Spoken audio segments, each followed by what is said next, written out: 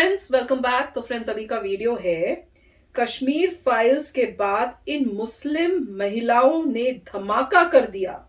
कश्मीर तिरंगा देखिए भैया क्या है। अभी तो हमने एक वीडियो की है जिसमें उन्होंने दिखाया कि ऐसे थिएटर में पाकिस्तान जिंदाबाद बोल रहे थे। अब ये देख के पता नहीं ये कह रहे कि उन्होंने धमाका कर दिया। अब ये क्या किया ये पता नहीं चल रहा, तो देखते क्या हुआ है। तो वीडियो शुरू करते हैं। वीडियो शुरू करने से पहले अगर आप चैनल पर नए हो और आपने अभी तक सब्सक्राइब नहीं किया है तो जल्दी से पहले सब्सक्राइब के बटन और बेल आइकन को क्लिक कर लो ताकि आपको हमारे सारे न्यू वीडियोस के नोटिफिकेशन मिल जाए जैसे हम अपलोड करें। अगर आपको वीडियो पसंद आता है प्लीज लाइक एंड शेयर। चलिए शुरू करते हैं। द कश्मीर फाइल्स फिल्म ने पूरी दुनिया में तहलका मचा दिया है, लेकिन आज हम आपको कश्मीर का ही एक ऐसा वीडियो दिखाएंगे जिसे देखकर आपका सीना गर्व से चौड़ा हो जाएगा। अच्छा है कुछ इसका मतलब। ये तस्वीरें उन सभी लोगों के मुंह पर जोरदार तमाचा हैं जो कश्मीर को कभी भारत का हिस्सा मानते ही नहीं थे।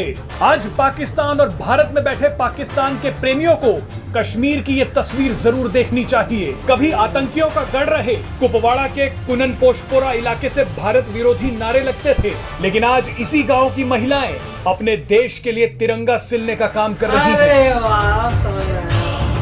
आपको बता दें कि इतना बड़ा बदलाव सिर्फ एक ही दिन में नहीं आया है, बल्कि इसके लिए सेना और कई एनजीओज को कई सालों तक लोगों के बीच में काम करना पड़ा है। तिरंगा बना रही इस गांव की महिलाओं का कहना है कि उन्हें भी सेना की तरह देश की सेवा जैसा एहसास हो रहा है। इस वीडियो में हम आपको बताएंगे कि कश्मीर के आम लोगों को गुमराह करने वाले लोग अब किस तरह से तबाह हो चुके हैं। कश्मीर के हिंदुओं पर 1989 से शुरू हुए अत्याचारों और उनके नरसंहार का सच 3 दशक बाद देश और दुनिया के सामने आ रहा है।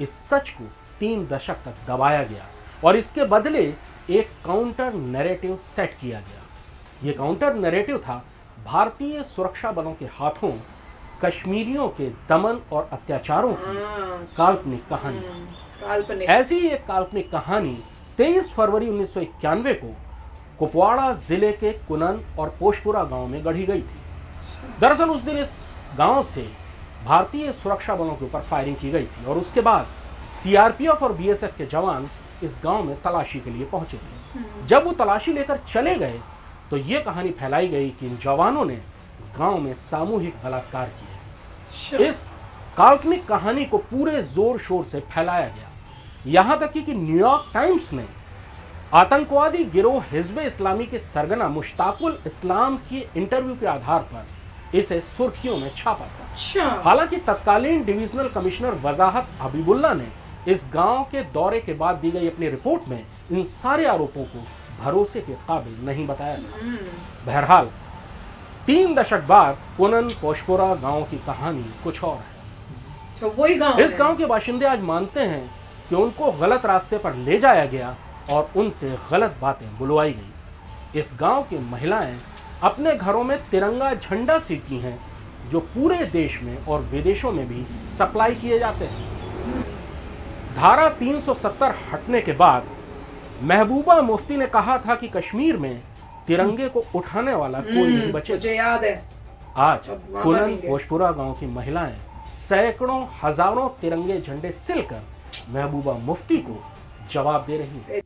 तो फ्रेंड्स वीडियो तो बहुत ही प्यारा था। एक इतना नेगेटिव देखा और एक इतना प्यारा देखा, पर ये है कि ये जो चेंजेस आ रहे हैं धीरे धीरे और इम्प्रूवमेंट होके और चेंजेस आएंगे। ये इतना चेंज भी इसको लाने में बहुत मेहनत और बहुत टाइम लगा है। जैसे ये कह रहे हैं एनजीओज, हमने एक इंटरव्यू भी की थी ना, एक जो पहले एक्चुअली टेररिस्ट ही थे और उन्होंने फिर बोला कि कैसे मैं चेंज हुआ, वो भी मिलिट्री के साथ जब मेरे कनेक्शन हुए, आर्मी के कोई थे उनके साथ बातचीत और टेररिस्ट नहीं थे, वो सिर्फ स्टोन पेल्टर थे। हाँ चलो वही पर उसमें कैसे चेंजेस आए। तो ऐसे इतना इन लोगों को गलत इंफॉर्मेशन दे दे के इनको दिमाग खराब किया हुआ था और ऐसे अभी बहुत होंगे, अभी भी होंगे। वो बोल नहीं रहे होंगे पर अंदर से उनको होगा यही कि भैया इंडिया नहीं हमारा पार्ट है, हम तो अलग है या हम पाकिस्तान के पार्ट है। तो वो धीरे धीरे उनको ठीक करने में टाइम लगेगा। पर ये वीडियो इतना कमाल का क्यों था क्योंकि उस जगह का बता रहे हैं, गांव का, जहां पे पहले इन्होंने मिस इन्फॉर्म किया, गलत इंफॉर्मेशन देके कि आर्मी ने कुछ गलत किया है और अब उसी गांव के अंदर इंडिया के फ्लैग्स बन रहे हैं। बहुत ही सुंदर लगा और मजे की बात ही बोला कि पहले बोलते थे कश्मीर में इंडिया का झंडा नहीं लगाने देंगे, अब देखो वो टाइम आ गया कि झंडा तो क्या, इंडिया के फ्लैग बन बन के बाकी जगहों पे और इवन फॉरेन में भी जा रहे हैं। क्या पता कहीं हमारे यहाँ भी आते हो, मजे आ गया।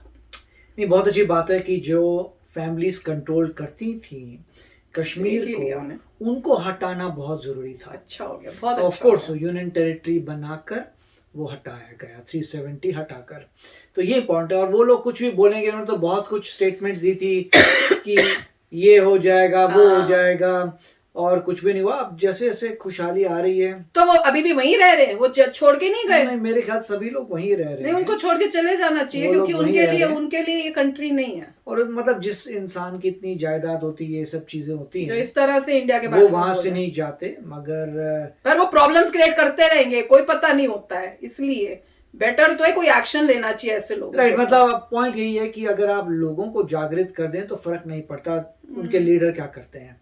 और लोग जब देखेंगे, वो एक्शन देख रहे हैं, जब उनकी इंफ्रास्ट्रक्चर बेटर हो रहा है, उनके वहाँ पे उनको पैसा बन रहा है, टूरिज्म आ रहा है, तो अच्छा। मगर अभी एग्जैक्टली क्लियर नहीं है कि क्या हालात सब अच्छे हो गए हैं।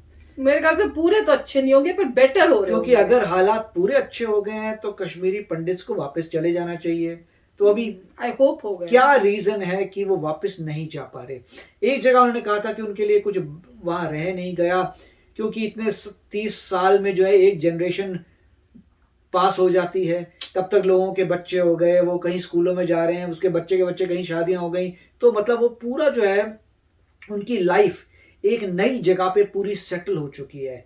अब वहां पे वापस जाने के लिए, जैसे कुछ लोगों ने कहा था कि मोटिव नहीं है, मगर मेरे ख्याल से जो भी है, जो जाना चाहता हो उसको तो डेफिनेटली मेक श्योर करना चाहिए कि जा पाए। मगर इतना क्लियर नहीं हो रहा कि न्यूज़ से कि क्या जा नहीं पा रहे, कि क्या प्रॉब्लम है।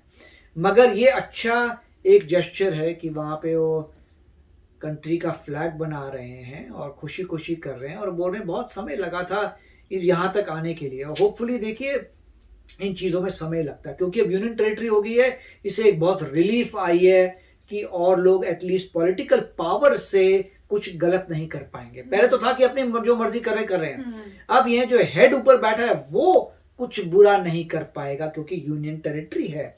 और जैसे से इन्वेस्टमेंट्स होगी, ये भी कमाल की बात थी, यूएई से इन्वेस्टमेंट्स आ रहे हैं, बाहर से आ रहे हैं, तो मेरे ख्याल से ये पूरी चीजें जब हो जाएंगी तब लोगों को लगेगा यार ये बहुत अच्छी जगह बन गई। और जो डिफरेंसेस शुरू होंगे बिटवीन पीओके का लाइफस्टाइल और जो दूसरे पार्ट ऑफ कश्मीर का लाइफस्टाइल है, तब मेरे ख्याल से बड़ा जबरदस्त चेंज आएगा। मेरे ख्याल से कुछ और सालों में बहुत मेजर डिफरेंसेस दिखने को मिल जाएंगे, क्योंकि अभी तो शुरुआत हुई है। तो और मेरे ख्याल से 3 या 4 साल में मेजर डिफरेंसेस तो दिखने चाहिए। हो सकता है अभी भी दिख रहे हो, हमें नहीं पता, पर अगर आप में से कोई गया कश्मीर और आपको दिख रहे हैं कोई चेंजेस तो बताना। और जैसे ये कह रहे हैं कि कश्मीरी पंडित्स को अभी तक वापस क्यों नहीं भेजा जा पा रहा, उसका रीजन अगर आपको पता है तो वो भी शेयर करना, क्योंकि करना तो जल्दी से जल्दी चाहिए, जो भी करना है फास्ट ट्रैक होना चाहिए।